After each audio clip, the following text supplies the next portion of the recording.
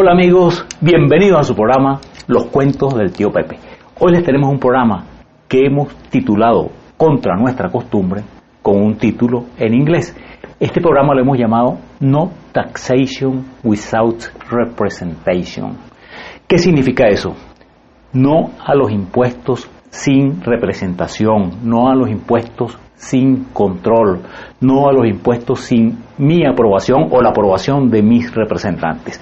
¿Y por qué ese título? Mire, es porque queremos hablar un poco de la independencia de los Estados Unidos. Y la independencia de los Estados Unidos comienza con ese clamor de los colonos, comienza con un gran clamor de no taxation without representation, ya que la corona inglesa comienza a aplicarle una serie de impuestos y no les consultan, porque le consultan es al Parlamento inglés, y ellos no tenían representación en el Parlamento inglés.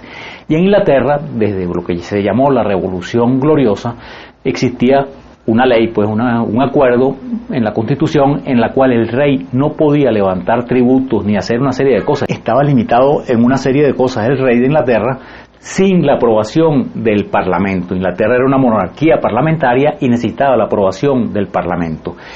Y en este momento de la historia, ellos quieren aplicar una serie de impuestos a las colonias de Norteamérica, por lo que es hoy los Estados Unidos, y estas colonias se niegan, ya que ellos no tienen representación en el Parlamento, y decían que eso era anticonstitucional, que le aplicaran un impuesto mientras ellos no tenían representación.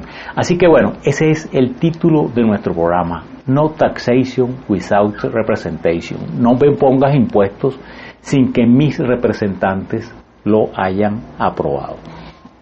Vamos a comenzar nuestra historia allá por el año de 1620.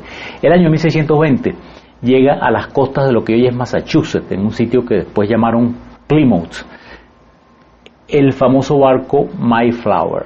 El Mayflower era un barco que traía 102 peregrinos, 102 personas que venían de alguna manera huyendo, o que ellos buscaban crear una nueva Jerusalén. Eran peregrinos, estaban imbuidos de una gran fe cristiana, pero no estaban de acuerdo con el anglicanismo que se estaba practicando en Inglaterra, y por supuesto mucho menos con el catolicismo. Toda esa gente era absolutamente anticatólica, pero su objetivo era llegar a una nueva tierra, fundar un nuevo mundo y hacer el reino de nuestro Señor Jesucristo. Tan es así que les digo que en la Constitución, la primera Constitución de las colonias de Nueva Inglaterra, el año de 1643, una de las premisas es esta, y se las leo textualmente. Dicen que los objetivos comunes de la gente que viene a América es engrandecer el reino de nuestro Señor Jesucristo, disfrutar de la libertad de las escrituras con pureza y en paz. Por eso estamos hablando de que esta fue una colonización que fue hecha por peregrinos, gente que no venía, aunque seguramente se hicieron excesos, pero que no venía a eso. Ellos eran a fundar una nueva tierra, a sembrar, a cultivar, a engrandecerse, a prosperar y a engrandecer el reino de nuestro Señor Jesucristo. Como dato curioso, les cuento que ahí venían 102 peregrinos.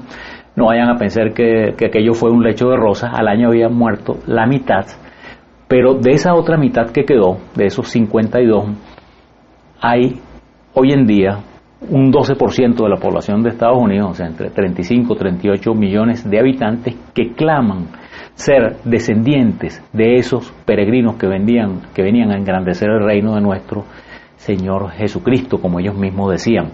Y yo me puse a hacer un ejercicio, porque yo decía, ¿cómo va a ser de eso? Se murieron la mitad, quedaban 52, entonces suponiendo que la mitad, 24, fueran hombres, que era el número, me puse a ver, bueno, si son 15 generaciones que han pasado desde 1620 hasta hoy, y me puse a hacer el ejercicio, y sí es posible. O sea, no sabemos, vean ahí la tabla que les presento, si yo multiplico cada uno por 3, o sea, que cada uno tuvo 3 hijos y así, me darían que en este momento serían 114 millones, o sea que es algo posible. Pero no solamente eso, sino si yo les muestro esta otra tabla, que esta sí es verdad, eso no fue una especulación mía, ¿no? Esta sí es una tabla que la pueden conseguir en Wikipedia, en datos de la población de los Estados Unidos. Vean que en el año de 1620, para la fecha que llegan los peregrinos, en Estados Unidos había 2.300 habitantes, pero ya en 1630, 10 años después, ya se habían duplicado y eran 4.600. Si llegamos a 1700, fíjense ustedes qué rápido, ya son 250.000. Y una fecha muy importante son estas dos que les presento al final, que son 1770, que ya eran 2.150.000, y 1780, que eran 2.780.000. ¿Por qué es tan importante esa fecha? Porque la independencia de los Estados Unidos fue la declaración en 1776, es decir, que la población de esas 13 colonias estaría rondando por los 2,5 millones de habitantes, que es un dato muy importante, ya que Inglaterra en ese momento, o sea, como decir, la madre patria o la metrópoli, como la quieran llamar, Inglaterra tendría cerca de 8 millones de habitantes, o sea que los colonos eran un tercio de la población inglesa. Entonces quedamos en que llegan estos peregrinos y comienzan a trabajar, comienzan a engrandecerse, y les digo que son una gente sumamente culta.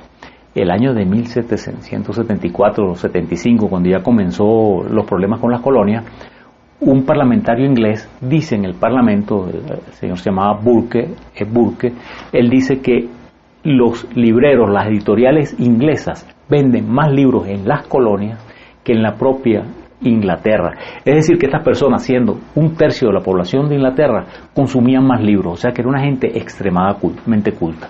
Y otra cosa muy importante en la historia es que en los Estados Unidos se desarrolló grandísimamente, de una manera impresionante, la masonería, así como en toda América. Vamos a decir que los principales libertadores de América, Francisco de Miranda, San Martín, O'Higgins, Bolívar, todos fueron masones. Páez, Mariño, todos los que ustedes quieran, la gran mayoría fueron masones. En Estados Unidos eso se desarrolló con muchísima más fuerza. Vamos a decir que Washington, Franklin, Jefferson, todos esos personajes eran masones. Y por último, para concluir esta parte de la presentación del programa, es importante hablar que cuando llegamos a ese año de la independencia, a ese siglo de la independencia, ese siglo es el que se llamó el siglo de las luces o el siglo de la ilustración. Ese siglo que va desde un poco antes de 1700, no son fechas exactas, y dicen que termina en 1789 con la Revolución Francesa, es lo que se llama el siglo de la ilustración.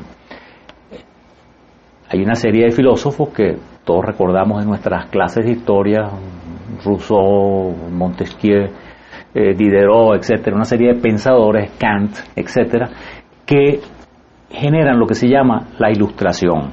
La ilustración, aparte de luchar contra la ignorancia, la superstición, etcétera, luchaba contra la tiranía. Y hay un libro muy importante de Montesquieu que se llama El espíritu de las leyes. En El espíritu de las leyes, Montesquieu habla de que un Estado equilibrado tiene que tener los tres poderes, ¿no? El ejecutivo, el presidente, el legislativo, el Congreso, y el judicial, los jueces, y que esos tres poderes deben ser independientes y balancearse entre sí. Y esta gente ilustrada de las colonias conocía todos esos conocimientos, los discutían en las logias y en los clubes masónicos, y estaban imbuidos de ese fervor hasta que se les presenta la oportunidad de separarse de Inglaterra. Vamos a hacer una primera pausa y vamos a ver cuáles fueron las primeras causas que desencadenaron ese movimiento separatista y ese grito: no taxation without representation. No me pongas impuestos sin haberme consultado.